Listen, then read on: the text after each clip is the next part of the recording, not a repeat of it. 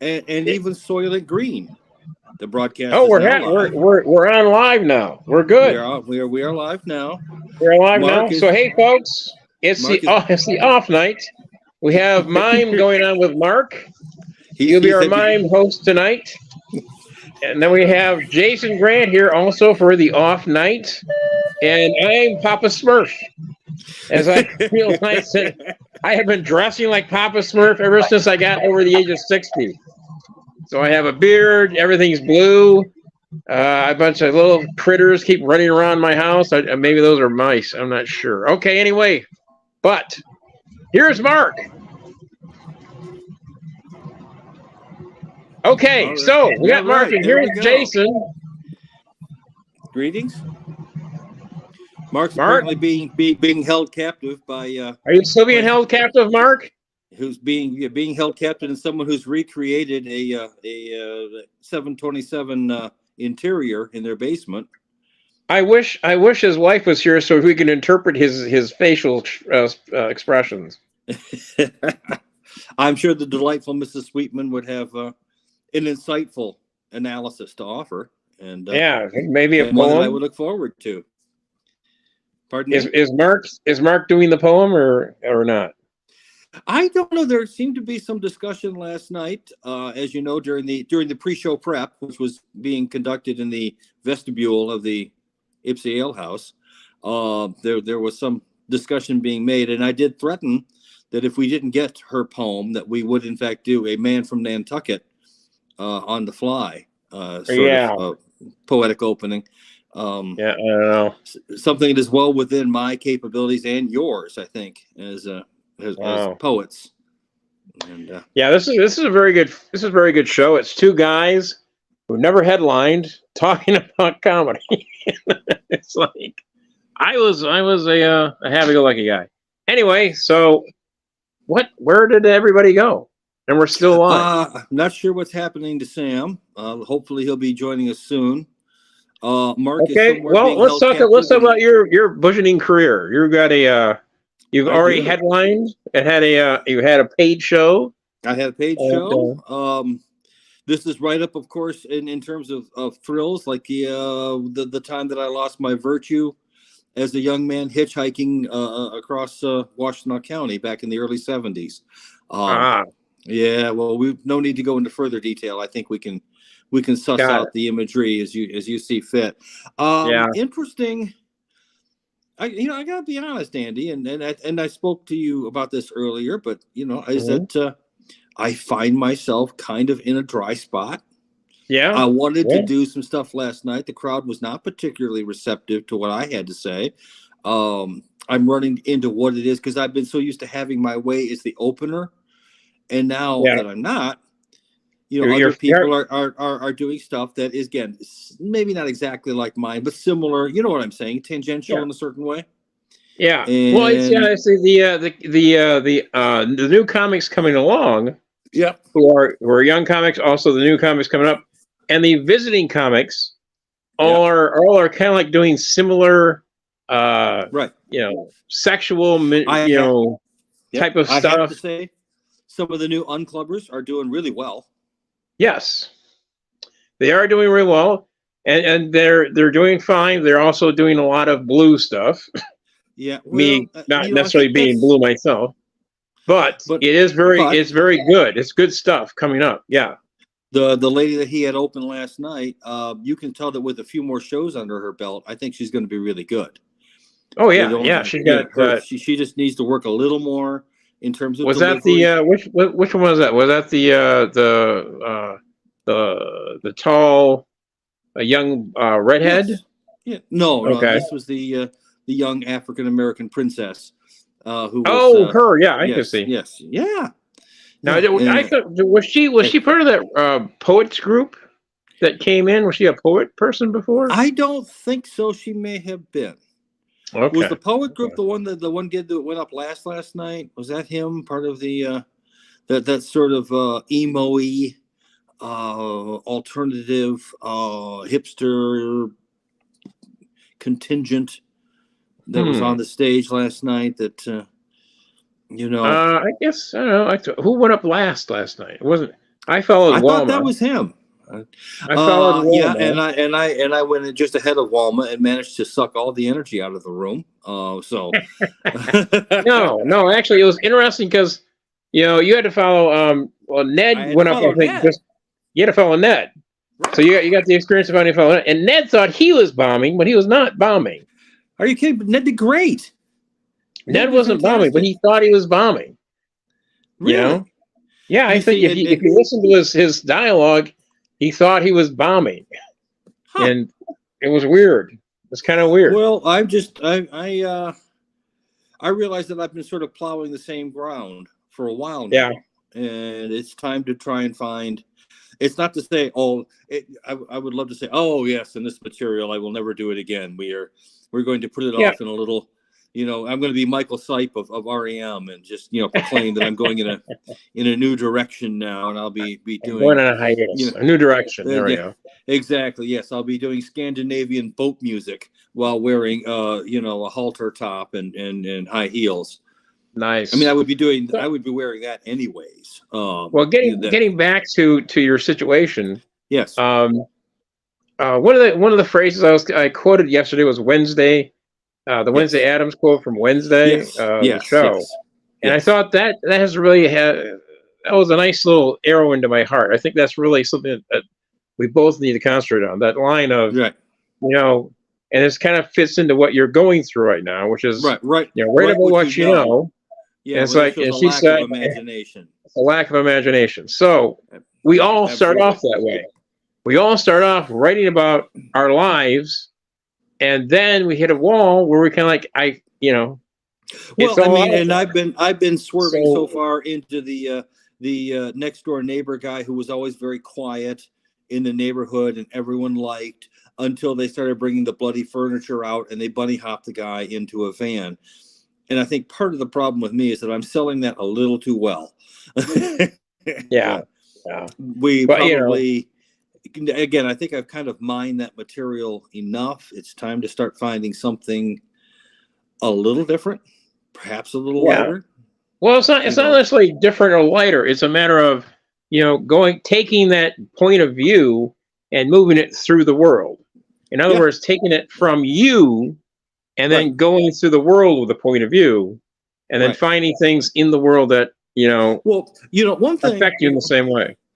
Again, this does go back to a shared experience, and I'm sure you've had somewhat of a similar experience. I get this all the time with, do you have a family here in town? Have you raised a family? And, I don't like that question very much. I understand why people ask it. I look like the kind of guy who might, I'm of an age that maybe I've got grown kids and or grandkids. And, and it's just kind of hard to sort of intimate. No, for the first 35 years of my life, I made exceptionally poor decisions. Tossed in the fact that that I'm not the kind of man who's fertile, shall we say? Basically, I just don't want to come out and say, no, listen, dude, I'm a faggot. I have not known the touch of women since the mid 1980s. Well, at least you have that. Exceptions. At least you have that. It's like, I've just been single. And that's it. There's no underlining meaning to it. It's just that I never found the person I was looking for. And it's all Bono said that. What's that? Victor Bono was famous for answering, because he would constantly get the question, well, why haven't you married? And he was sort of like, isn't it apparent? and he just simply got to a point where he said, I used the same excuse that was good enough for Sal Mineo and I forget the other one, that friend of Elizabeth Taylor's who was really gorgeous, who got in the car accident, Montgomery Cliff. And he said, I just haven't found the right girl, and and he would say that, of course, with his personal manservant standing at his side, well, I mean, it's true for me. That's basically it. So sorry, Paul. It's just the thing is, though, sometimes you just want to be single. Sometimes it's just sort of like, I did not see myself early to be getting married. I mean, I didn't see my life as a profession, as a marrying profession, although others have done it. But it's sort of and I encountered, of course, as I think a lot of us did, late 70s, early 80s, just a ton of drugs. And drugs were fun. They were fun. Well, They weren't, I but they were fun. I didn't touch drugs, so it's like maybe I'm just I don't know. Who knows? Pity, you should have. I mean, you had a great time.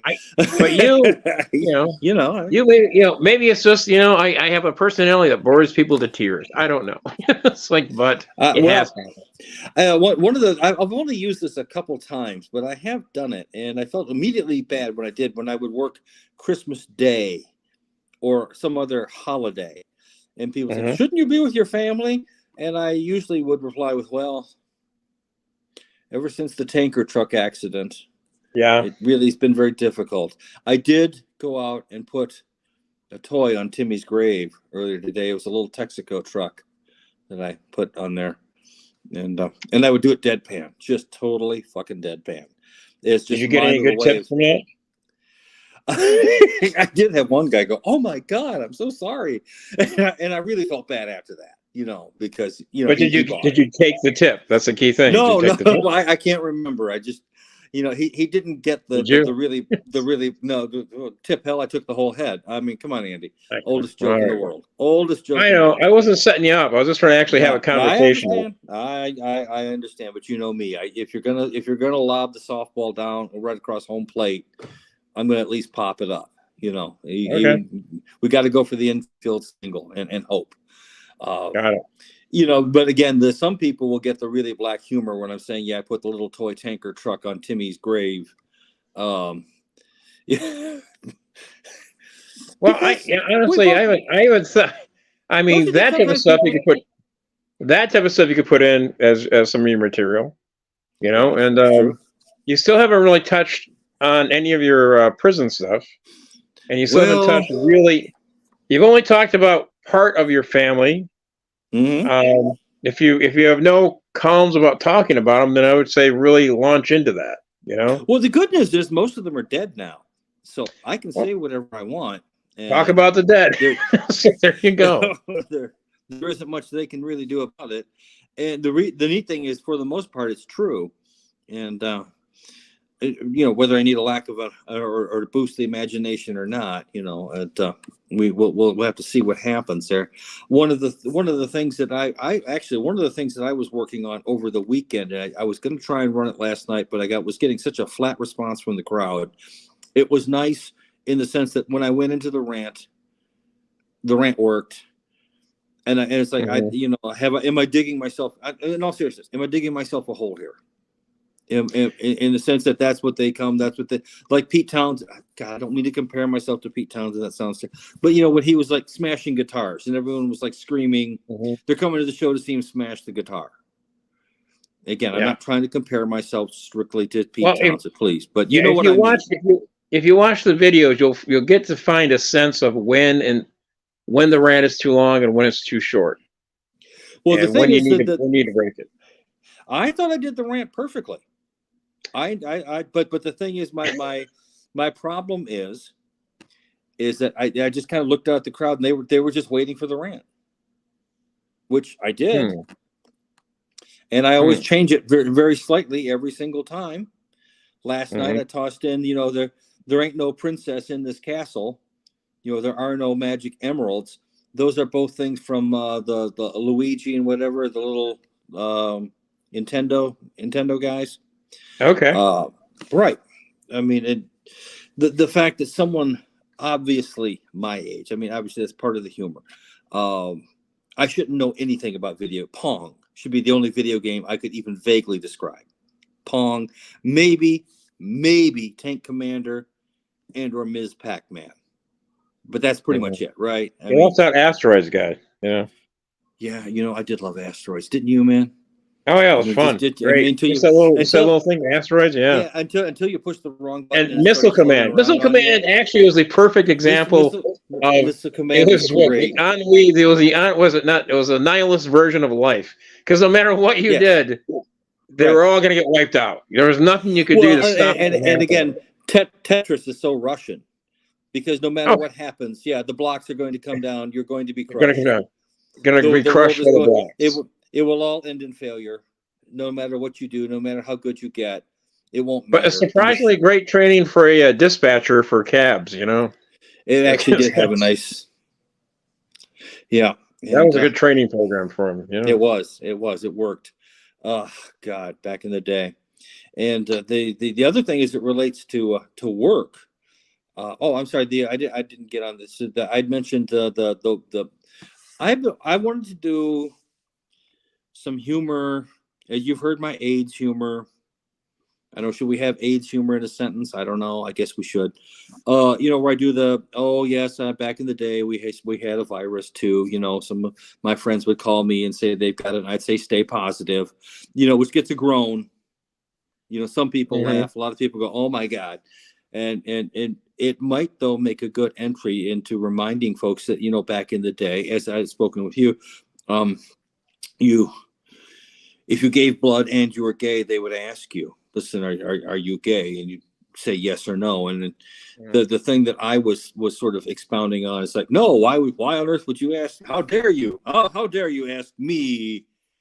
You don't seem to understand. This is 1980s. These questions, whole nations could be brought down on being asked such a question. Why on earth would you do such an infamy?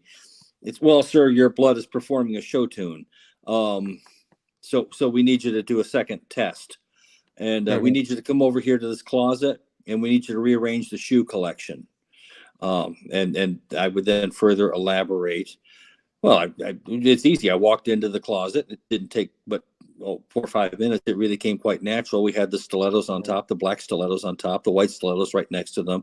Then we of course have the flat soles and the mid soles. The Manolos are right here in the bottom, because the only time you wear those is, let's face it, when you're going out to some cheap Puerto Rican whorehouse. So they're impressive there, but really nowhere else. And then I just walked out of the closet, and they said, "Thank you, sir. The question's been answered. Would you step this way, Mary?" And thank you. You've passed the test here. And goodbye, Felicia. We know what to do with you and your diseased blood. Have a nice day. What do you think? Huh? What? Huh? Oh, yeah. I checked out. I completely checked out. Completely checked out. Anyway, just like the audience. Yes, thank you, Andy. Just like the audience. So there you go. I checked out. Sorry, I just completely checked out. Of course. Why wouldn't you? I mean, yeah. No, honestly, I think I go into a closet and rearrange shoes and make several cheap homophobic remarks. Yeah, I'm not saying, it's like, if you put that, let me put it this way, if you put that in the right audience, you're good, Right. It just depends on the audience you're dealing with, Yeah. I mean, last night, who got the big laughs last night? Well, the guy who brought, the guy who brought his own cheering section. The guy who used to work there brought his own cheering section. Yeah. Which and then is the other guy who also brought his cheering section in. We got Mark's trying to get back. Maybe he's just got out of the closet. Maybe he slipped the handcuffs. He might have slipped the handcuffs. He could have. Oh my God, he did. He got into the basement. He got out of the basement. He's in the dark. Mark, how is noises? We don't want the pursuers to know where you're at. And, did you see the gremlin? Is the gremlin still on the wing? Mark, are you next to somebody who doesn't want you to do this? Is he captured you? He's sending signals again with his hand, Andy. I see. He's giving thumbs up. We should. I think the guy does not want to be focused on this. Okay. Right. I get you, Mark. We understand. Nod your head if you understand. Okay. He's Russian. Is he Russian? Yes, I know he's Russian. He's got to be Russian. He's coming from Russia. Yes. Yeah. Not Ukraine. Yes. What? We're talking to Russia. Okay. Yeah. You send money to Ukraine, we take Sweetman away from you. That's right. We take Sweetman back. He can become vice president of comedy. That's right. We put him on air, and he will do everything we wish him to do to not let Ukraine win this war. There we go. It's very simple quid pro quo, my friend. You will pay for the return of Sweetman. You will pay handsomely. Right. Yes, Sweetman is worth half 100 takes. You can stop them, but it makes them laugh, and then we rush in to take over the Ukraine. Anatoly informs us that if he wishes to see family again, he will be very cooperative. So if he finds life valuable, he will begin to be funny man on Russian television. Yes. Don't tell him wife doesn't want him back. That's what he says. Don't tell him that. He may not be able to be cooperative. There we go. This is lapsing into a really bad near Borat humor. We are trying our best. Okay, anyway. So Mark, were you able to get the the typos to work, the text? Can you text us? We have some chats here. Susan, where? Susan is that's Raphael. Raphael Let me look at the chats. Yeah. Picking up daughter. Oh gosh, here we go. Okay. It's been completely destroyed. Everything is falling apart. Susan, let me in. Oh, that's Raphael next to me. Oh, really? Where can I type? Sound sucks. Yeah. Okay. All right. There we go. All right. So I can see this now. Okay. Yeah. So. Yes. So it. Yeah. So, but the thing is, the audience can't see it. Sam is back. Well, it's about that damn time. Oh, great. Well, I'm gonna swing back to Sam too, because I can't do chat and I can't walk and chat at the same time. So both of you. So you stay. We're all doing Russian accents today. Yes, that's right. We're doing incredible. Yes, but I'm the only one who's certainly come for that repeat. So please be kind enough to obey my commands, or you're sucking vodka out of your eye. Yes. Not that I was looking up dirty words on English translations to Russian, you know? So that's how bored it was today. So, okay. What's that? I want to tell you something. I want to tell you something happened, if I may. A little closer to the mic, please. I live in a building where there's I live in a building where there's a significant number of Orthodox Jews. Oh, cool. And what I have learned over the last year is that because Trump was instrumental in having. Oh no! We lose him at the wrong times, man. I honestly think somebody is watching him. Oh, I can't remember this comic did a great bit. Trump himself pulled the. I don't know, that little guy from New York is saying stuff about me. We need to get him off the air. He's a problem. Yes, yes, he's a problem. Ooh, yes. I'm going on the escalator now. Yes. I saw this comedian. This comedian does this great bit about, people watching each other on computers. I think she's a local. She's a local, and I think she's going to be appearing at the Treetop Festival in March. But they did a clip of her. She did this bit about, people are worried about people seeing each other on, that they're being watched on their computers. It's like, you're not being watched on your computer. You may be watching your computers, but nobody's watching those Hewlett Packard people. It's just like, nobody wants to see those Hewlett Packard people. But yeah, if you got a more expensive one, yeah, they're looking at you. Okay, but I like to remember her name. She's very good. She's a very good comic. Oh, she's on the tree. I am envious. I did such a nice job, and now I suck. Now I had a great night. Now I'll never be good again. The rest, I've hit the peak. It's all downhill from here.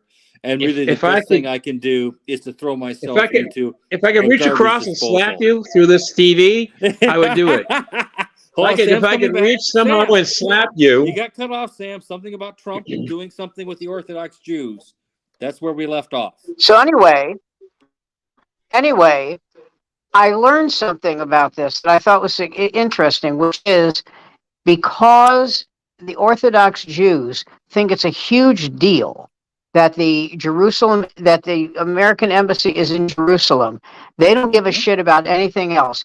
They don't care that Donald Trump broke bread with a neo-Nazi. They don't care that Donald Trump said that there were fine people in the Nazi party marching on both sides. They don't care about any of that.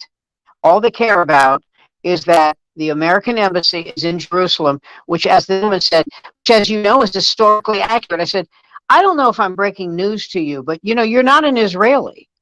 Did you know that? You're not an Israeli.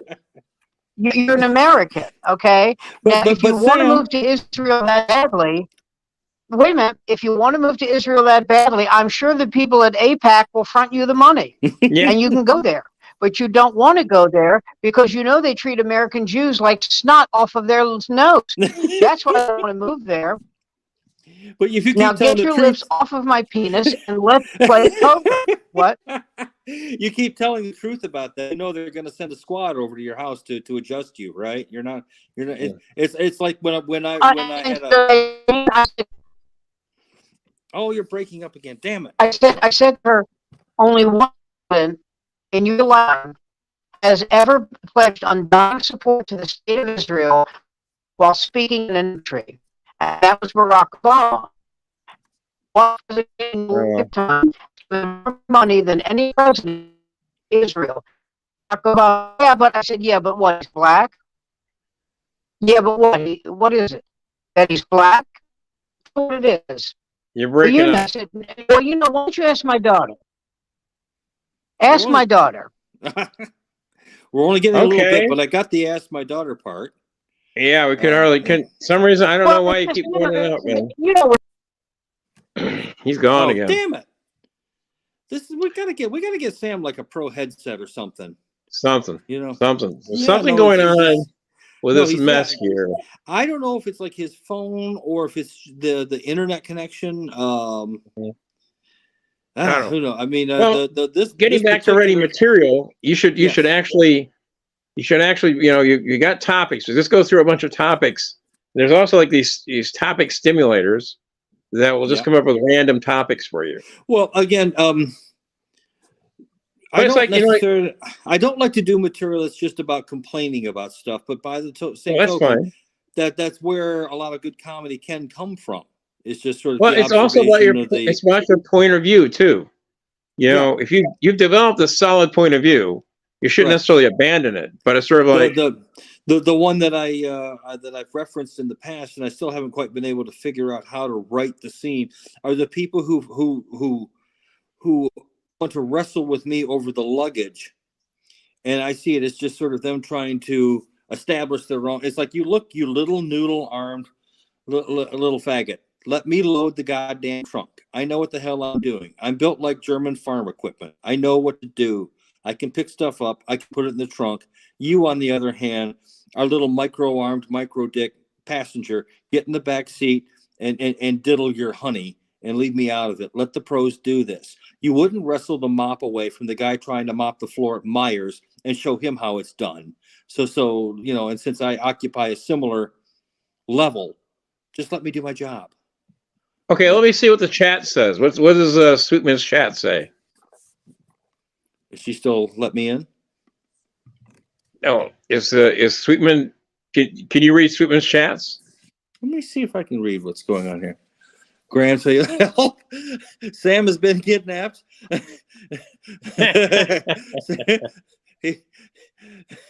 And that's Raphael next to him. Okay, all right, Mark, and all great Delta Wi-Fi now. F Midas. There we go. Mark Sweetman is sending emergency messages from the airplane. Sam is back. Apparently, Trump's minions have not quite picked him off yet, nor has the tribe sent a crew out to re-educate him. Is Mark on an airplane? He is. Well, that's what he says he's on. Mark, are you flying to New York? I think that was the plan. I guess we'll never know. Well, we just lost him. Sam, you actually hit on something pretty legitimate that I see that's been going on in politics in general, both on the Republican and the Democrat side, is that people approach it nowadays as religion. If it's my side, we are on the side of the angels. We are on the side of God Almighty. If there's an R or a D in front of it, then they can do no wrong. One thing I've always appreciated about you is you have no problem at least acknowledging that maybe a Republican might have done something good, that maybe a Democrat here and there could, in fact, be a scoundrel. These things happen. We need to grow up and be adults about the whole affair. Absolutely. Of course. I'll give you an example. Little fanboys. Joel Osteen, who I think is just the most despicable human being that's ever put on shoes, makes $54 million a year with a 50,000 square foot house. And when the hurricane hit Houston, which is his own territory, he had to be pulled by the nuts to open up his church to people so they could have a place to stay. It never occurred to this It never occurred to this to open up his church so that people could have shelter. Not once. And that goddamn toothy grin of his, seriously, it just makes you know that, religion is, go ahead. You're a little closer. Yeah, you're breaking not. up again there. Go ahead. Yeah. That rankled me was, of course, Jeremiah Wright and the whole Jeremiah Wright controversy back when Senator Obama was running. And it's not that I didn't care that Barack Obama went to a Black Power church in Chicago. I would be disappointed if he didn't go to a Black Power church in Chicago. What I wish people had recognized is that, at that point, the Reverend Wright was retiring, and where he was going to retire was in a rather well-appointed estate in a fenced-in, or in one of the gated communities, which were becoming so popular at the time. And it's like, do you get this here, folks? I mean, he's been preaching the hate whitey shit for a long time, but it worked out for him. And the same thing goes with Maxine Waters. She doesn't live in Watts. She doesn't live anywhere near Watts. She represents Watts. And you know what? What are you laughing about, Andy? I'm laughing. Everybody left the thing and you turned it into like a conspiracy theory show.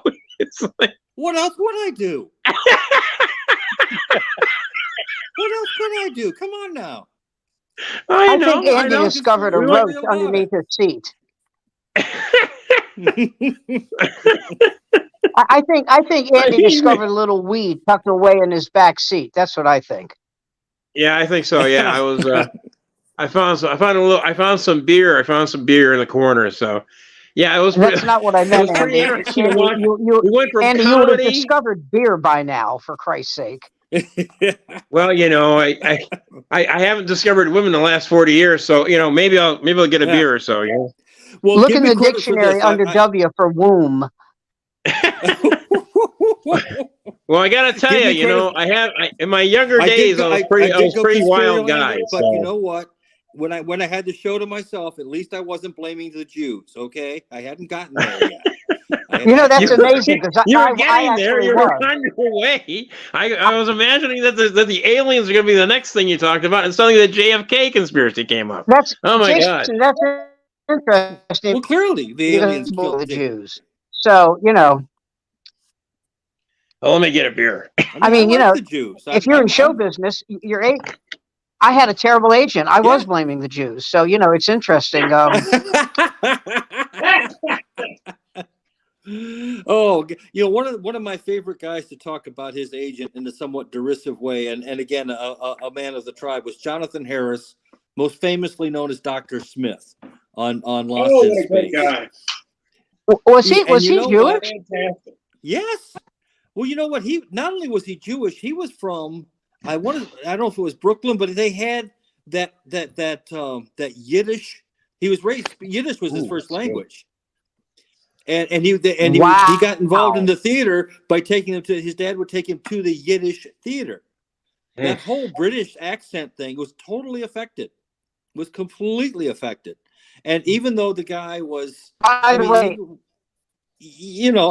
guy bullshitted his way into the theater, and I give him credit for that. His actual degree was in pharmacology, and but he wanted to be an actor. And you know what? The dude pulled it off. Love him or hate him. There was a famous agency. I can't remember the guy who ran it. He was a famous agent, and I just can't think of his name right now. But he insisted that all his agents, it was Savile Row suits. Okay, London, and mine was. I'm not kidding. Dress British, think Yiddish. I like that. Oh hell! Well, So whatever. I was not going conspiratorial, Andy, when I was talking about the Reverend Jeremiah Wright. I was not. I was simply pointing out, Andy. Listen for him. I was just simply pointing out I that listened to it. I hear you. the gentleman ran a ministry that was not particularly kind to certain people. But in the long run, that was exactly the people he shacked up with the first chance he got. And again, I think the best example of that was Richard Pryor when he had his short-lived TV show and he was playing the black preacher, and he said, "What, sell these jewels? These? Are you out of your mind?" He was doing the TV hustler routine. And again, this is nothing new. It's not. Oh yeah. There's a great scene from Angel Heart where the one preacher's like, "Some people have been saying they've seen me driving in a Cadillac. Well, if you love me, I should be driving in a Rolls Royce." I mean, and you have to appreciate that sort of bombast, which you just don't see that anymore. And Sam was, of course, bringing up that mealy mouth worm. A more fitting name ever been a more fitting name for a minister ever. We got 20 more minutes to fill. Spock, they're breaking up. It's like he's like, no, it's Steve Austin. It's like, and we have to rebuild him. It's Joel Osteen and Trump working together. Exactly. The thing is, can we rebuild him? Trump, after stepping on his dingus, getting out on the campaign trail, and he actually scored kind of a hit with his little trip to Palestine. But again, I'm reminded, I'm old enough to remember when Ed Muskie was the shoe-in candidate in 71. By 72, not so much. I'll tell you something. I'll tell you something interesting. That Muskie gets running. We're going to lose very bad. Let Sam talk. The mayor of East Palestine, Trent Conaway, right, told on this is what makes him a shitbag. He told East Palestine can afford this funds, especially now. Okay, if because he does that, please don't come. And the next phone in the paper, he said, "How come Biden didn't show up?" The next day, with these yokels, and he's a yokel. These yokels don't realize this. People have newspapers. People they remember what you said. They remember things that you've said. You can't say shit like that and think no one heard you. No one. I mean, just stop it.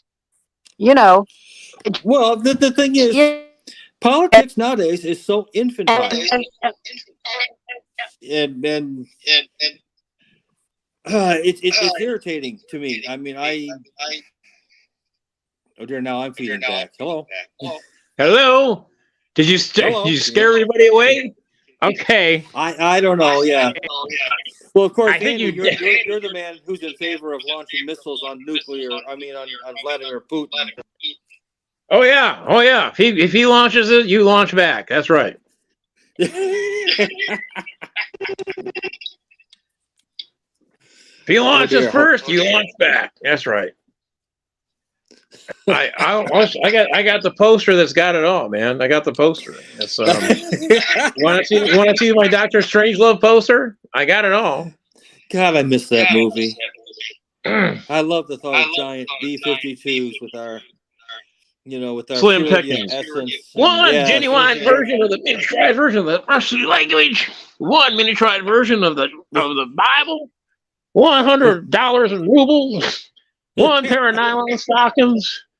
Hey, a guy have a good self in Vegas for all this stuff. The original line was he could have a good line in Dallas. Oh. Yeah, they changed it after November 1963. Yeah, good idea. Well. I got the last poster of Raquel Welch. Really? 1 million years BC. It's just God.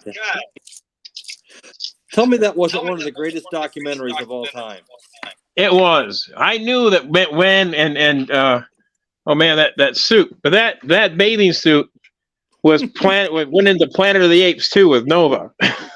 So that whole image has been in my psyche for so. That's the woman I've been looking for, Nova. But she won't be around for the next 200 years. Excuse me, 2,000 years. Oh, here we go.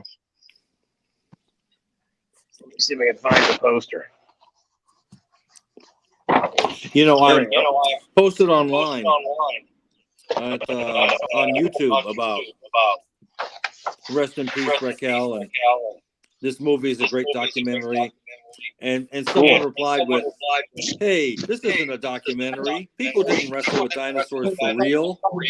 Yeah. Uh-oh. Now I'm feeding back. I'm gonna bump out and I'll come right back. No. You know what? You know where it says, you know, Can you see the poster? you know where it says that the host may bring you on at any moment?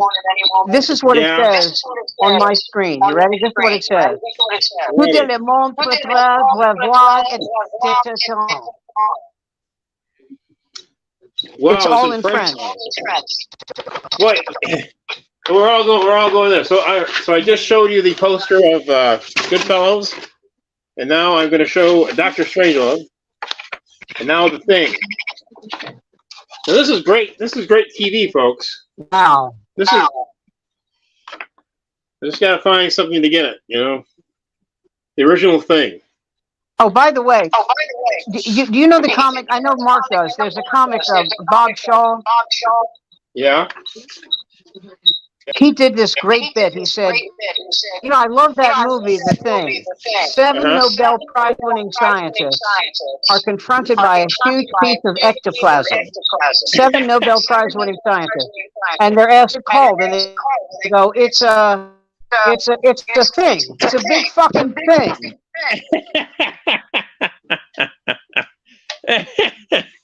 Yeah. We'll just call it a big thing. There we go. So who had the first movie with that? The original. What's that? Well, the second movie Howard was with Kurt Russell. Yeah. So Howard Hawks was the director. No, he was a producer. Right. The director actually was. I got it here. But who were the stars? I'm looking. Should be on the bottom. Oh man, I got cut off. So, oh yeah, it was directed by Christian Nyby. And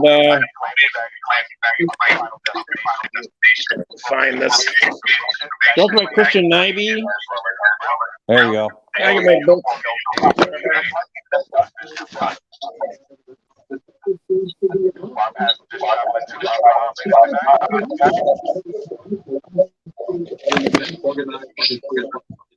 So I'm going to my high-tech book on movies.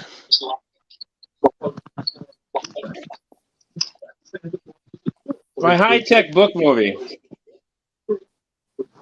Did you see that Ron DeSantis has published a new book or written a new book? No. He can write? Is it in the children's section? No, it's called You Bet I Hate Queers.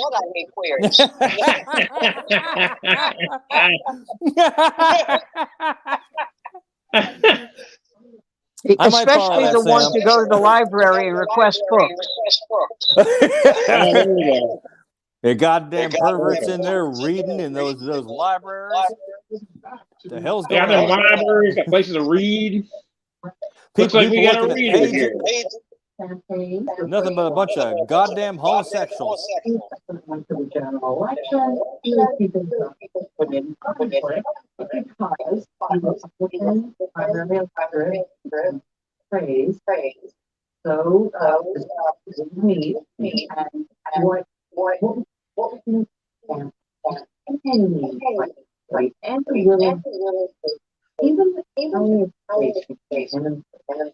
Even to take some room, comfort, course, I'm with you on the COVID restrictions.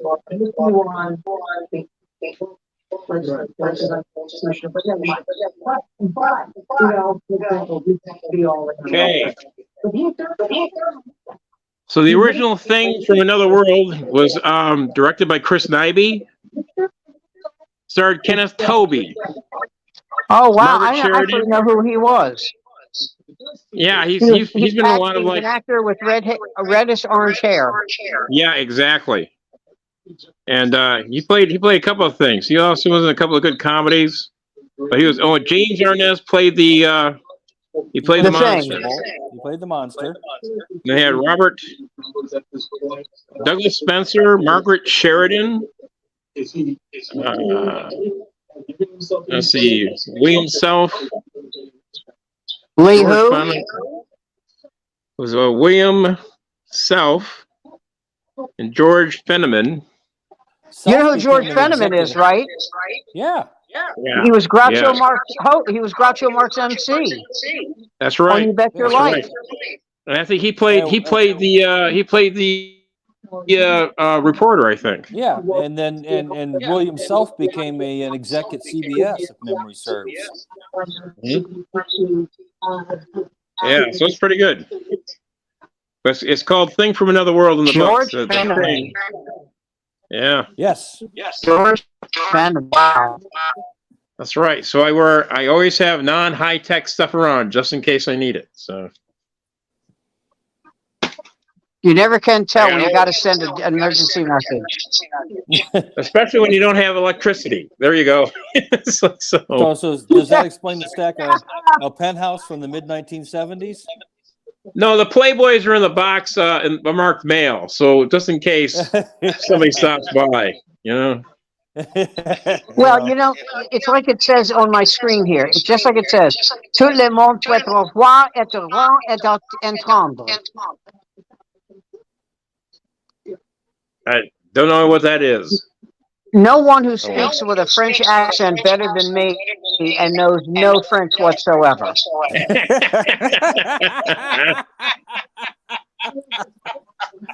I am too sweet, baby. Too Sweet was my dancer name back in the big house. Yeah. But, Well, no comedian that I've ever heard of who in his passing was viewed with more respect and love than Belzer. Oh yeah, yeah. They did a great interview with him. I guess in 1987, but they replayed it on NPR today, on NPR this last week. It's like really, really good stuff. You know the story about he and his wife bought a house in France. Yeah. And they asked him, how did you pay for this? And you know what he said? Hulk Hogan. That's right. Oh yeah, that's right. He got injured in a Hulk Hogan, got him in a neck brace and hurt his back. Put him in some kind of headlock that knocked him unconscious. And put him out. And he let him go, and he dropped to the floor and banged his head. And I saw this, and he got right up, but he was bleeding from the back of his head. Yep. And he sued Hulk Hogan, and he won. Oh yeah. Yeah. And he kept calling it Hogan Estates or something like that, you know. It's like the Hulk house or whatever, you know. And then Hulk Hogan later goes on to help bring down that god awful website. Which one was it? I don't know. Oh, and by the way, no one was into conspiracy theories more than Richard Belzer. I know he was great, wasn't he? Yeah, he was able to incorporate it into his character too. So, well, you know that was the thing that was amazing. The character of of Munch. Oh, by the way, did you see what Larry Ambrose wrote? No. He said, "Isn't it interesting that Richard Belzer did Munch more than Ellen DeGeneres?"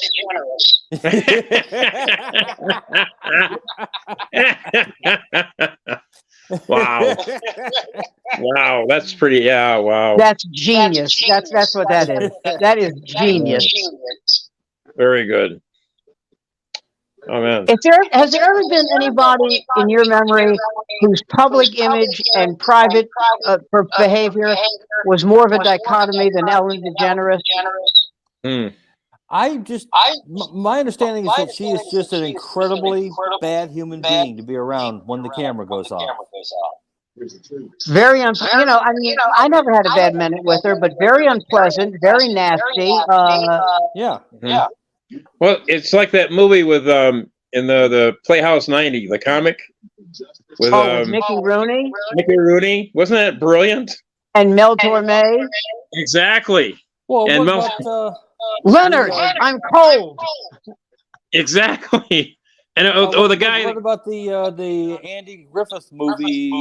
Lonesome Road? Facing the Crowd. Facing the Crowd. Facing the Crowd was great. Man, that was great. You know who was in that movie? Walter Matthau, Patricia Neal, Lee Remick. Yes. Anthony Franciosa. Yep. Yeah. Is that Sidney Lumet? I think that's one of his first movies. I've got the book. I'll take a look. Because Lumet never got the. What was it you wanted to know? He deserved. I just wondered whether he directed Facing the Crowd. Because I think Elia Kazan. Okay. All right. Okay. So computer's faster than the book. All right, fine. Okay. Oh no, I knew that. I keep a list of people who name names. Oh yes, of course, yes. Yeah, that was interesting. So Rod Steiger refused to, ever talk to the guy. When De Niro and Scorsese honored Kazan at the Oscars, did any of you remember the look on Nick Nolte's face? Well, what's his name? Ed Harris wouldn't stand up. If he could have punched Kazan in the mouth and legally gotten away with it, he would have punched him in the mouth. Yeah. Well, I told you the story about the guy who played Max on Heart to Heart, Lionel Stander. Yeah, Lionel Stander. Yes. He told the committee, what is it, HUAC, House Un-American Activities, to go fuck himself. He went to Europe. He lived like a king. But to the day he died, if he was walking down the street in Hollywood and he saw Kazan, he would go like this, Elia, spit on the sidewalk and yell, fuck you. Wow. Great. Yeah, we got there was a play I was involved in, they made me beat Nixon. But it was about the conspiracy theories. I can't remember what it was called though. It was about the 10. Well, let's not forget the Terry Southern play that has LBJ screwing the corpse of JFK. Let me see, who were the 10? It was Ring Lardner, Edward Dmytryk. Those are the only two I ever knew. The guy who played Fiddler on the Roof. Oh God, Tevye? He was in the producers. Oh, Zero Mostel? Zero Mostel. He was blacklisted. You know what's amazing? That and Herschel Bernardi was blacklisted. And by the way, in the movie The Front, the movie with Woody Allen about the blacklist, every actor in that movie, with the exception of Woody Allen, had been blacklisted. Wasn't Lee Grant blacklisted for a while herself? Who? Lee Grant. Oh, for a while, quite a while. Yeah, because she. And one of the reasons she was blacklisted is she went to the funeral of a guy who had been blacklisted, and called Joe McCarthy everything but the Son of God. And they said, you're going to be blacklisted. And she said, the only joy I take in it is that I know that this alcoholic piece of shit will not survive me. And she's still. And by the way, she's still alive. Yes, she is. She's 92. She is still alive.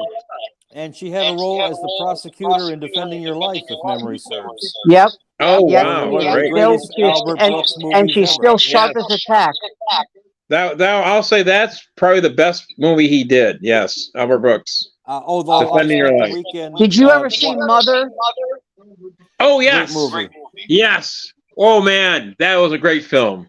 When Debbie Reynolds says, "I love you," he goes, "I'm sure you think you do." My favorite scene was the protective ice on the ice cream. It's got protective ice. Yes. Sounds awful.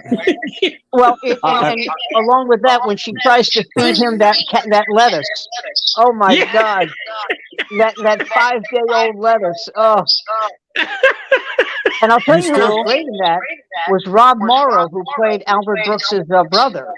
Yeah. Oh yeah. You see, he's like, I think you have more problems than I do. It's like so. Yeah. When he says. What are you talking about? This has been going on forever. I love my mother, and I love having sex with her. And the neighbors is watering their lawn, and it stops. But don't forget him trying to pitch Gary Moore the concept of giving the money back once they lost the nest egg at the casino in the movie Lost in America. Lost in America, yes. Well, the best line of that to me was with Julie Haggerty when she goes, "You shouldn't be mad at him. To hear him tell us those people wanted to be killed." You know, that's the thing about Brooks. He's not afraid of giving other people the great lines. He doesn't have. Well, you know, he did do a brilliant job in broadcast news. I mean, to me, that was a great discussion. You know, it's like you're marrying the devil. It's like he's the devil. How do you think the devil's going to come in? Do you think I'm going to go, ah? He's going to come in. I like when he's talking to William Hurt. I like when he's talking to William Hurt and he says, "Do you know all the cabinet members?" And he goes, "Yeah, all 15? Yes, there's only 12. And William Hurt says, "You're enjoying this, aren't you?" He goes, "Now I am, yes." Yes. Yeah, that was a great role for him, man. The man has a wonderful bit on Johnny Carson where he's doing a ventriloquist act with a speak and spell. And I'll put it up. You guys can watch it because I cannot do justice to anything Albert Brooks has done. Well, by the way, there's a line in that movie when they're letting people go, people getting fired, and the older man is leaving after having been canned. And the guy who fired him, who was Peter Hackus, who had just been fired by NBC, and he said, "Is there anything I can ever do for you?" He says, "Well, you could die soon." Well, you could die soon. Yeah, that's a great line. Also, there's a line in that movie that a teacher said to me about me, and this is word for word. She goes, "It must be terrible being the smartest person in the room." No, it must be wonderful. It must be wonderful that you're the smartest person in the room. And I said, "No, it's terrible. It's awful." And that's exactly what Holly Hunter said. Yeah, and right. One of my friends said, "Do you think you're the smartest person in the room?" And I said, "No." I said, "Albert Einstein said that the smartest person in the world has to believe in equality because the difference between what everyone knows, what is known by all information, is infinitesimal. The smartest person doesn't know everything. No one knows everything. So there's someone who knows something you don't." So he said, "What do you mean by that?" I said, "I'll give you an example. If Henry Kissinger's car breaks down, the mechanic with a high school education is now a genius." Yeah. That is true. You know, Larry Bird is a genius, okay?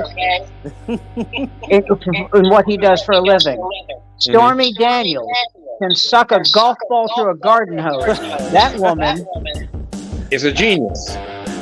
In her profession, yes. In her profession. And just because she said Donald Trump had a pecker that looked like a mushroom. Nice. And on that note, Sam Greenfield. Oh my God, it's that time. Mark, are you going to call me tomorrow? Just nod. Mark, he's waving goodbye.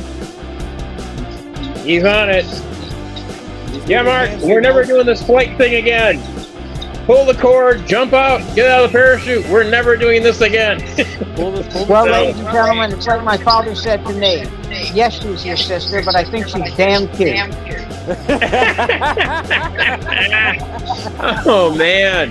Wow, this is the way to end the show. Okay. There you go. And you can end it at any time, Mark. We got 36 seconds to go. All right, well, 36 seconds to go. 42, 44, 15 seconds. Wait, Mark,